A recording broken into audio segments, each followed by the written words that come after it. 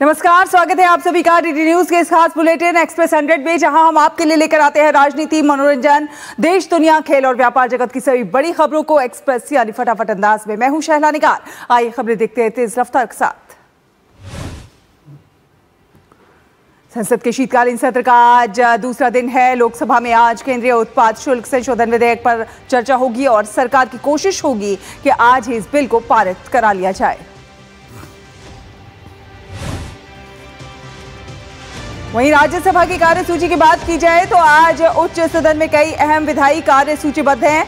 राज्यसभा में विभिन्न समितियों से संबंधित प्रतिवेदन पेश किए जाएंगे। राज्यसभा में पर्यावरण, वन एवं जलवायु परिवर्तन मंत्री भूपेंद्र यादव जल प्रदूषण की रोकथाम और नियंत्रण संशोधन अधिनियम 2024 को मणिपुर में अपनाए जाने के संबंध में एक संकल्प पेश करेंगे। सत्र के पहले दिन दोनों सदनों में एसआईआर के मुद्दे पर विपक्ष ने हंगामा किया। इस मुद्दे पर विपक्ष के रुख से आज भी संसद में गतिरोध बने रहने के आसार। संसदीय कार्य मंत्री किरेन रिजिजू ने राज्यसभा में बताया था कि सरकार एसआईआर और चुनावी सुधारों पर चर्चा के लिए है तैयार। विपक्ष से अपील की कि वो इस समय पर समय सीमा ना थोपें। राष्ट्रीय वंदे मातरम के 150 वर्ष पूरे होने पर संसद के शीतकालीन सत्र में 10 घंटे की विशेष चर्चा की जाएगी। इस सप्ताह के गुरुवार या शुक्रवार को लोकसभा में ये विशेष चर्चा आयोजित होगी। प्रधानमंत्री नरेंद्र मोदी ने श्रीलंका के राष्ट्रपति अनुराग कुमार दिसानायके से फोन पर बात की। प्रधानमंत्री ने चक्रवात दितवा के बाद श्रीलंका में जान माल के नुकसान और बड़े पैमाने पर तबाही पर संवेदनाएं प्रकट की। उन्होंने कहा कि भारत के लोग इस जरूरत की घड़ी में श्रीलंका के लोगों के साथ मजबूती से खड़े हैं, उनका साथ दे रहे हैं। प्रधानमंत्री नरेंद्र मोदी ने भरोसा जताया कि भारत श्रीलंका में चल रहे ऑपरेशन सागर बंधु के तहत मुश्किल में फंसे लोगों को बचाने और राहत पहुंचाने में लगातार मदद करेगा। राष्ट्रपति दिसानायके ने आपदा के बाद भारत की मदद के लिए आभार प्रकट किया और उन्होंने बचाव टीमों और राहत सामग्री को तेजी से भेजने की तारीफ की। प्रधानमंत्री नरेंद्र मोदी ने बांग्लादेश की पूर्व प्रधानमंत्री बेगम खालिदा जिया के शीघ्र स्वस्थ होने की कामना की है। सोशल मीडिया पोस्ट में श्री मोदी ने कहा कि बांग्लादेश की पूर्व प्रधानमंत्री ने कई वर्षों तक देश में सार्वजनिक जीवन में योगदान दिया है। प्रधानमंत्री मोदी ने कहा कि भारत हर संभव सहायता प्रदान करने के लिए है तैयार। प्रधानमंत्री नरेंद्र मोदी ने केंद्रीय मंत्री अन्नपूर्णा देवी द्वारा लिखा एक लेख अपने सोशल मीडिया प्लेटफॉर्म पर साझा किया है। इस लेख में बताया गया है कि कैसे नारी शक्ति भारत के भविष्य के केंद्र में है। पीएम मोदी ने लिखा कि नारी शक्ति भारत का भविष्य का केंद्र है। काशी तमिल संगमम का चौथा संस्करण आज उत्तर प्रदेश के वाराणसी में शुरू होगा। केंद्रीय शिक्षा मंत्री धर्मेंद्र प्रधान और उत्तर प्रदेश के मुख्यमंत्री योगी आदित्यनाथ इस कार्यक्रम का उद्घाटन करेंगे। इसका उद्देश्य उत्तर और दक्षिण के बीच संबंधों को मजबूत करना है। काशी तमिल संगमम का आयोजन तमिल सीखें तमिल करकलम विषय पर किया जाएगा, जिसका उद्देश्य पूरे भारत में तमिल सीखने को बढ़ावा देना और भारत की शास्त्रीय भाषाई और साहित्यिक विरासत के लिए व्यापक स्तर पर बढ़ावा देना है। निर्वाचन आयोग ने कहा कि मतदाता सूची के एसआईआर के दूसरे चरण में अब तक 50 करोड़ 83 लाख फॉर्म वितरित किए जा चुके हैं। इस चरण में लगभग 51 करोड़ मतदाताओं का पुनरीक्षण होना है। निर्वाचन आयोग ने कहा कि 99.72% फॉर्म वितरित किए जा चुके हैं। अब तक लगभग 40 करोड़ फॉर्मों का डिजिटलीकरण किया जा चुका है। मध्य प्रदेश में विशेष गहन पुनरीक्षण जारी है। अभी तक मध्य प्रदेश में लगभग 5 करोड़ 42 लाख गणना पत्रकों का डिजिटाइजेशन का कार्य पूरा हो चुका है, जो कुल कार्य का 94.5% है। मध्य प्रदेश के 10 जिलों में एसआईआर का काम 100% पूरा हो चुका है। इसमें अशोकनगर, नीमच, बैतूल, गुना, मंडला, डिंडोरी, शाजापुर, सीहोर, सीधी और उमरिया। पश्चिम बंगाल विधानसभा में नेता प्रतिपक्ष और भाजपा नेता शुभेंदु अधिकारी ने राज्य में एसआईआर के संबंध में कोलकाता में चुनाव आयोग ऑफिस में पश्चिम बंगाल के chief election officer Manoj Agarwal से मुलाकात की। निर्वाचन आयोग ने पश्चिम बंगाल के 2208 मतदान केंद्रों पर 100% गणना प्रपत्र जमा करने के बारे में विस्तृत रिपोर्ट मांगी है। जिला निर्वाचन अधिकारियों को आज सुबह 10 बजे तक रिपोर्ट जमा करने का निर्देश दिया गया है।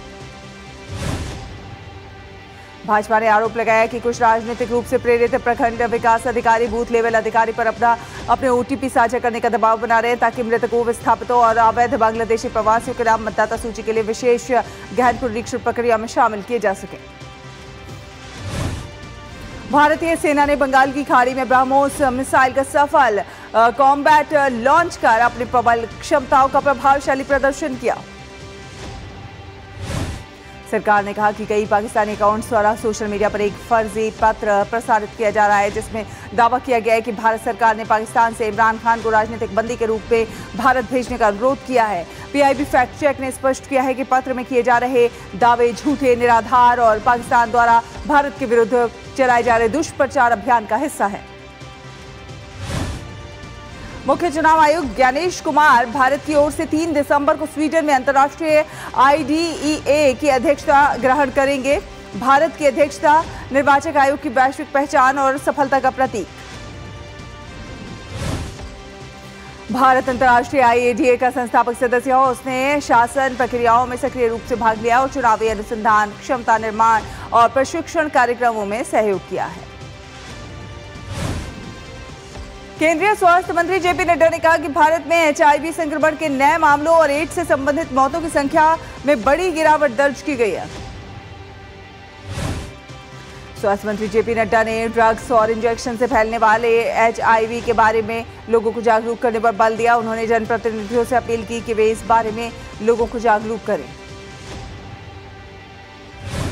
ईडी ने गोवा में एक बड़े मनी लॉन्ड्रिंग रैकेट का भांडाफोड़ किया है। ईडी ने कार्रवाई करते हुए 5 लाख वर्ग मीटर से अधिक क्षेत्र में फैली 19 अचल संपत्ति को अस्थायी रूप से अटैच किया है। इनकी कुल अनुमानित कीमत 1,268.63 करोड़ रुपए है।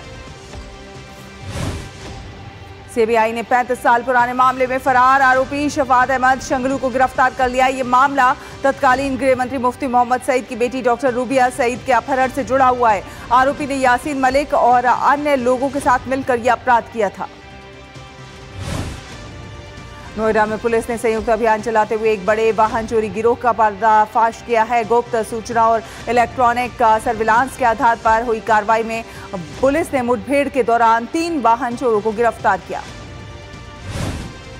मुंबई क्राइम ब्रांच की एंटी नारकोटिक सेल की कांदिवली यूनिट ने ड्रग्स तस्करी के आरोप में एक दंपति को गिरफ्तार किया है। क्राइम ब्रांच ने उनके पास से 500 ग्राम हेरोइन बरामद किया। महाराष्ट्र में नगर परिषद और नगर पंचायत चुनावों के कार्यक्रम में बड़ा फेरबदल हुआ है। कुछ उम्मीदवारों के नामांकन रद्द होने के खिलाफ कोर्ट में चल रही अपीलों की वजह से 24 नगर परिषदों, नगर पंचायतों के अध्यक्ष पद और कुल 154 सदस्य पदों का चुनाव अब 20 दिसंबर को होगा। बाकी सभी जगहों पर पहले तय कार्यक्रम के अनुसार आज ही मतदान होगा। ओडिशा विधानसभा ने जल संरक्षण पर केंद्रीय अधिनियम लागू करने का प्रस्ताव पारित कर दिया। भाजपा की केरल इकाई के अध्यक्ष राजीव चंद्रशेखर ने सबरीमाला मंदिर सोना गबन मामले की जांच सीबीआई से कराने की मांग की है। इस मामले पर केरल उच्च न्यायालय अगले सप्ताह विचार करेगी। तेलंगाना सरकार ने राज्य के स्वामित्व वाली सड़क परिवहन निगम के बेड़े में 448 नई बसें शामिल करने की घोषणा की है। इन बसों का संचालन महिला स्वयं सहायता समूह करेंगे। यूपी के अलीगढ़ जिले में स्वयं सहायता समूह की 52,773 महिलाएं लखपति बन चुकी हैं। जिले में 75,352 महिलाओं को लखपति बनाने का लक्ष्य रखा गया है। छत्तीसगढ़ शराब घोटाले में पूर्व सीएम भूपेश बघेल के बेटे चैतन्य बघेल की गिरफ्तारी के खिलाफ याचिका पर सुप्रीम कोर्ट आज सुनवाई करेगा। बिहार में चुनाव आयोग द्वारा चलाई गई एसआईआर प्रक्रिया के खिलाफ दायर याचिकाओं पर सुप्रीम कोर्ट सुनवाई जारी रखेगा। केरल में स्थानीय निकाय चुनाव को देखते हुए एसआईआर की प्रक्रिया टालने की मांग वाली याचिका पर सुप्रीम कोर्ट में आज सुनवाई। दिल्ली दंगों के मामले में यूएपीए में बंद उमर खालिद और शर्जील इमाम और अन्य आरोपियों की जमानत याचिका पर सुप्रीम कोर्ट सुनवाई करेगा। सुप्रीम कोर्ट ने देश भर में डिजिटल अरेस्ट के बढ़ते मामलों को गंभीर मानते हुए इनकी जांच की जिम्मेदारी सीबीआई को दे दी।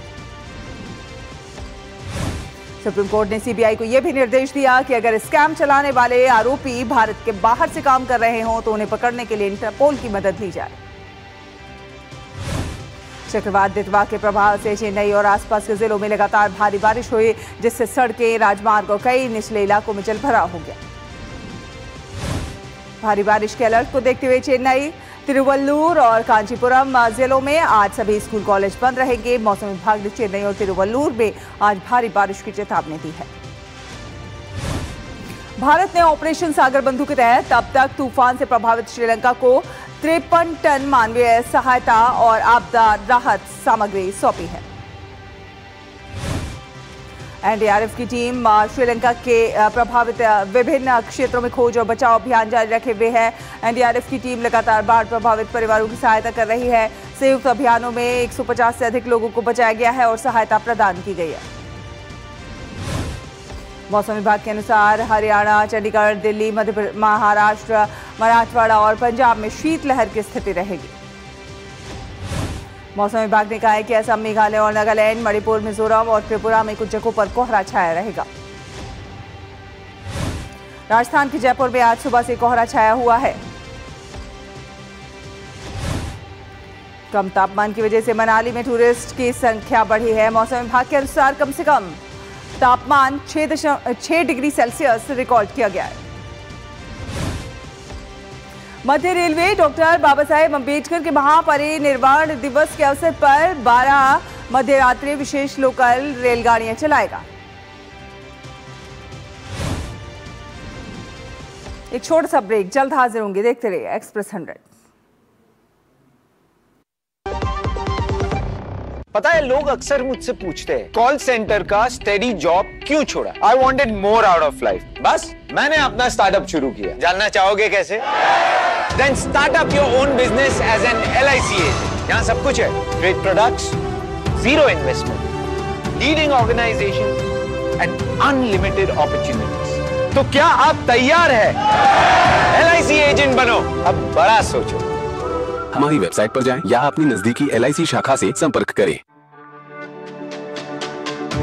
मेरी पसंद, मेरी पसंद,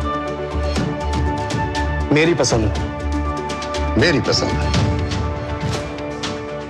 हमारी पसंद, हम सबकी पसंद। मजबूत देश का मजबूत सरिया हो गया स्टील।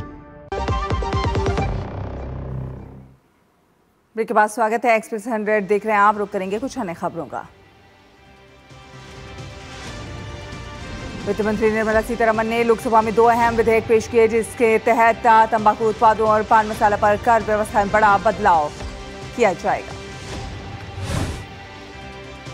पहला विधेयक केंद्रीय उत्पाद शुल्क 2025 वर्तमान में लागू जीएसटी क्षतिपूर्ति सेस की जगह लेगा। अभी ये सेस सिगरेट चबाने वाले तंबाकू, सिगार, हुक्का, जर्दा और सुगंधित तंबाकू सहित सभी तंबाकू उत्पादों पर लगाया जाता है। दूसरी ओर स्वास्थ्य सुरक्षा से राष्ट्रीय सुरक्षा उपकर विधेयक 2025 पान मसाला जैसे उत्पादों के निर्माण पर नया सेस लगाने का अधिकार देता है। सरकार जरूरत पड़ने पर किसी अन्य उत्पाद को भी इस सेस के दायरे में ला सकेगी। वित्त मंत्री निर्मला सीतारमण ने लोकसभा में मणिपुर जीएसटी विधेयक 2025 पेश किया, जिससे सदन ने पारित किया। ये विधेयक 7 अक्टूबर 2025 को जारी किए गए अध्यादेश की जगह लेगा। वित्त मंत्री निर्मला सीतारमण ने लोकसभा में कहा कि अटल पेंशन योजना में 8 करोड़ 34 लाख से अधिक लोग जुड़ चुके हैं। इसमें 48% महिलाएं हैं। ये योजना 18 से 40 वर्ष के उन नागरिकों के लिए है जिनका बैंक या डाकघर में बचत खाता है। भारत में घरेलू बचत 2023-24 में बढ़कर 54.61 लाख करोड़ रुपए हो गई, जो कि एक वर्ष में 4.51 लाख करोड़ रुपए की वृद्धि को दर्शाता है। वित्त राज्य मंत्री पंकज चौधरी ने कहा कि भारतीय अर्थव्यवस्था के मैक्रो इकोनॉमिक फंडामेंटल मजबूत बने हुए हैं, जिन्हें मजबूत घरेलू मांग, कम महंगाई, सुधरती कॉर्पोरेट बैलेंस शीट और सतत राजकोषीय अनुशासन से समर्थन मिल रहा है। गोमती नगर स्थित केंद्रीय संस्कृत विश्वविद्यालय में आयोजित 10 दिवसीय खादी महोत्सव 2025 ने नया बिक्री रिकॉर्ड बनाया। इस आयोजन में कुल कारोबार 3.20 करोड़ रुपए तक पहुंचा। सितंबर अक्टूबर अवधि में जीएसटी के अंतर्गत आने वाले वस्तुओं की आपूर्ति का कर योग्य मूल्य 15% बढ़ा है। पिछले वित्त वर्ष की समान अवधि में यह आंकड़ा 8.6% था। नवंबर में डीजल की मांग बढ़कर 85 लाख टन पर पहुंची, जो 6 महीनों का सबसे ऊंचा स्तर है। और इसी के साथ जेट ईंधन यानी कि एटीएफ की मांग भी नवंबर में 4.7% की वृद्धि हुई है। सांख्यिकी मंत्रालय के अनुसार आईआईपी आधारित औद्योगिक विकास दर अक्टूबर में 0.4% रही। वही मैन्युफैक्चरिंग सेक्टर ने पिछले साल की तुलना में 1.8% की वृद्धि दर्ज की और 23 में से 9 औद्योगिक समूहों ने सकारात्मक बढ़त दिखाई है। आरबीआई 31 दिसंबर तक कर रहा है विशेष सहायता कैंप का आयोजन। इनका उद्देश्य भूले हुए पैसों को सही हाथों पहुंचाना है, क्लेम प्रक्रिया को आसान बनाना है और पूरे देश में वित्तीय साक्षरता को मजबूत करना है। आरबीआई के कैंप में ग्राहकों को क्लेम फॉर्म भरने में मदद, दस्तावेजों की जांच, नॉमिनी प्रक्रिया, फॉलोअप सपोर्ट जैसी सुविधाएं उपलब्ध कराई जा रही हैं, जिससे भूला हुआ पैसा प्राप्त करना और आसान हो जाएगा। HSBC ग्लोबल इन्वेस्टमेंट रिसर्च के अनुसार आरबीआई की ओर से रेपो रेट में 25 बेसिस पॉइंट्स की कटौती की जाएगी। आरबीआई की मॉडरेट नीति समिति का रेपो रेट को लेकर फैसला 5 दिसंबर को आएगा। दूरसंचार विभाग ने मोबाइल हैंडसेट विनिर्माताओं और आयातकों को यह सुनिश्चित करने का निर्देश दिया है कि 90 दिन के भीतर सभी नए उपकरणों में धोखाधड़ी की सूचना देने वाला ऐप संचार साथी पहले से लगा हो। दूरसंचार विभाग के अनुसार संचार साथी पहल का उद्देश्य नकली या चोरी किए गए मोबाइल फोन की बिक्री रोकना, मोबाइल नंबरों के गलत इस्तेमाल से होने वाले साइबर फ्रॉड को कम करना और मोबाइल फोन की IMEI नंबर जांचने की सुविधा देना है। प्रधानमंत्री उज्ज्वला योजना PMUY के तहत 25 लाख नए परिवारों को शामिल किया गया, जिससे लाभार्थियों की संख्या 10.33 करोड़ से बढ़कर 10.58 करोड़ हो गई। सोने और चांदी में आई तेजी, सोने का दाम बढ़कर 1.28 लाख रुपए प्रति 10 ग्राम और चांदी का दाम 1.75 लाख रुपए प्रति किलो हुआ। मारुति सुजुकी इंडिया लिमिटेड ने सुजुकी मोटर गुजरात का विलय के साथ विलय की प्रक्रिया पूरी की है। विलय के साथ कंपनी ने अपने MOA में अहम बदलाव किए हैं, जिसमें कई करोड़ की ऑथराइज्ड कैपिटल बढ़ोतरी भी शामिल है। AU स्मॉल फाइनेंस बैंक ने फिल्म अभिनेता रणबीर कपूर और अभिनेत्री रश्मिका मंदाना को अपना ब्रांड एम्बेसडर बनाया है।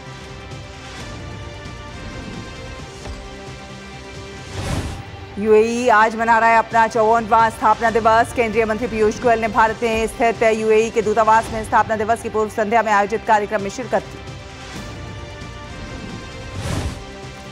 इस मौके पर पीयूष गोयल ने कहा कि विकसित भारत 2047 का देश का विजन UAE के UAE 2031 विजन से काफी ज्यादा मेल खाता है। साथ साथ उन्होंने भारत और UAE के बीच बढ़ती साझेदारी को लोगों की साझा खुशहाली के लिए बेहद महत्वपूर्ण बताया।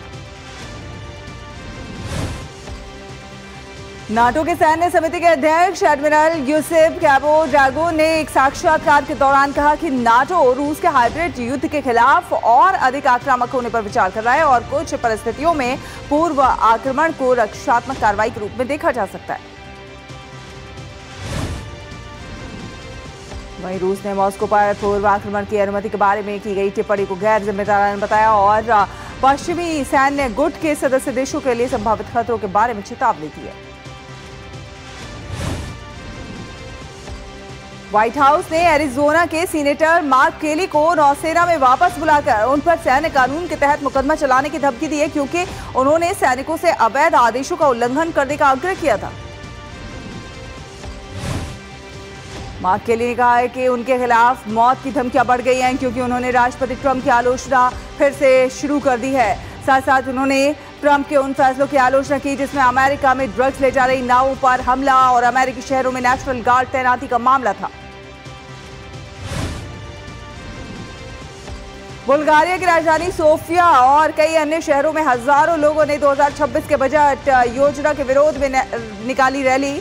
इस दौरान प्रदर्शनकारियों की पुलिस से झड़प हुई। उन्होंने सोफिया में सत्तारूढ़ दलों के कार्यालय की घेराबंदी कर दी और अधिकारियों पर पत्थर, बोतलें और पटाखे भी फेंके। रूसी सैन्य कमांडरों ने यूक्रेन के पोक्रोवस्क और वोबचांस्क दोनों शहरों पर कब्जा किया। रूसी रक्षा मंत्रालय ने अग्रिम मोर्चे के शहर पोक्रोवस्क की एक वीडियो जारी कर दावा किया। रूसी राष्ट्रपति व्लादिमीर पुतिन ने एक सैन्य कमान चौकी का दौरा किया और शीर्ष कमांडरों से पोक्रोवस्क और वोबचांस्क कस्बों पर कब्जा करने की रिपोर्ट सुनी। ब्रिटेन के प्रधानमंत्री कीर स्टारमर ने चेतावनी दी है कि चीन ब्रिटेन के लिए राष्ट्रीय सुरक्षा खतरा है, लेकिन उन्होंने चीन के साथ घनिष्ठ व्यापारिक संबंध बनाने के अपनी सरकार के फैसले का बचाव करते हुए कहा कि चीन के साथ संबंध मजबूत करना राष्ट्रीय हित में है। कीर स्टारमर ने कहा कि सुरक्षा हमारा पहला कर्तव्य है, जिसे कोई समझौता नहीं किया जा सकता है, लेकिन जिन क्षेत्रों में बड़ा सुरक्षा जोखिम नहीं है, वहां के व्यवसायों को चीन के साथ अपने व्यापारिक संबंध सुधारने के लिए प्रोत्साहित करेंगे। इंडियाना में बर्फीले तूफान के कारण 45 वाहनों के बीच भीषण टक्कर हो गई, जिससे अंतर्राज्यीय राजमार्ग 70 का एक हिस्सा 6 घंटे तक बंद रहा। हादसे में दर्जनों वाहनों के प्रभावित होने के बावजूद इंडियाना राज्य पुलिस ने कहा कि कोई गंभीर चोट नहीं आई।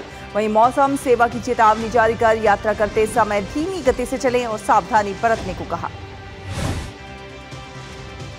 पश्चिमी अफ्रीकी नेताओं गिनी बिसाओ के तख्तापलट अधिकारियों पर संवैधानिक व्यवस्था बहाल करने का दबाव डाला और उनसे 23 नवंबर को हुए विवादित राष्ट्रपति चुनाव के नतीजे जारी करने की अनुमति देने का आग्रह किया।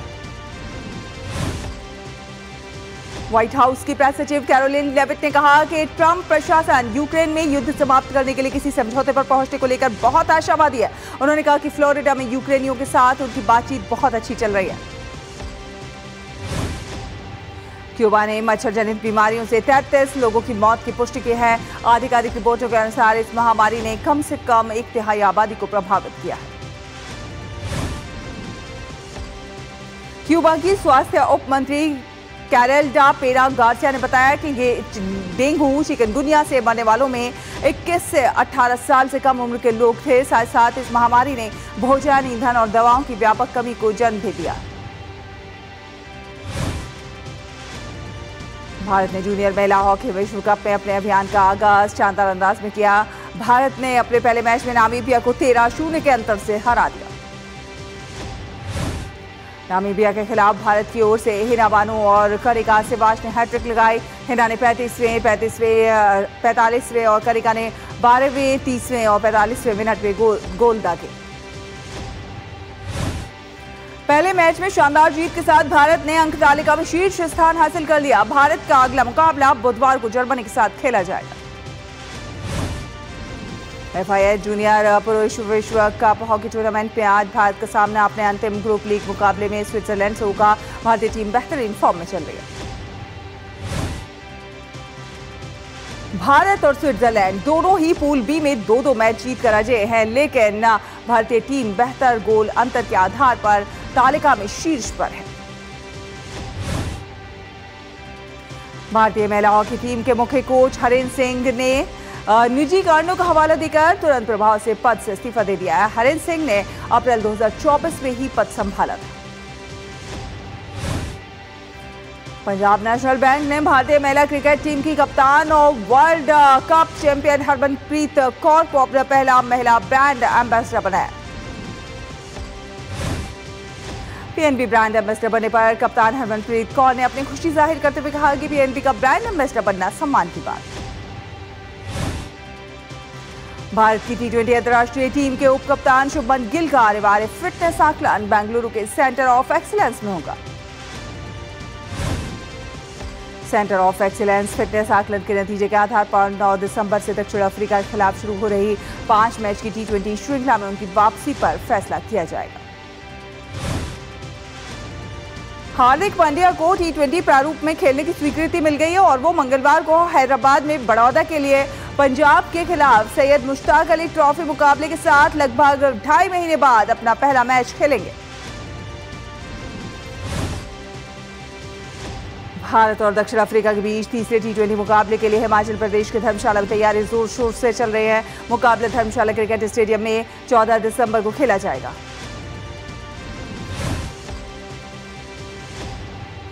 भारत और दक्षिण अफ्रीका के बीच तीसरे T20 मुकाबले की तैयारियों को लेकर हिमाचल क्रिकेट एसोसिएशन के निदेशक संजय शर्मा ने बताया कि अब तैयारियां अंतिम चरण में हैं।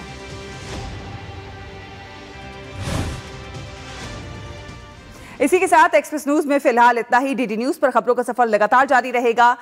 मुझे दीजिए अनुमति। नमस्कार।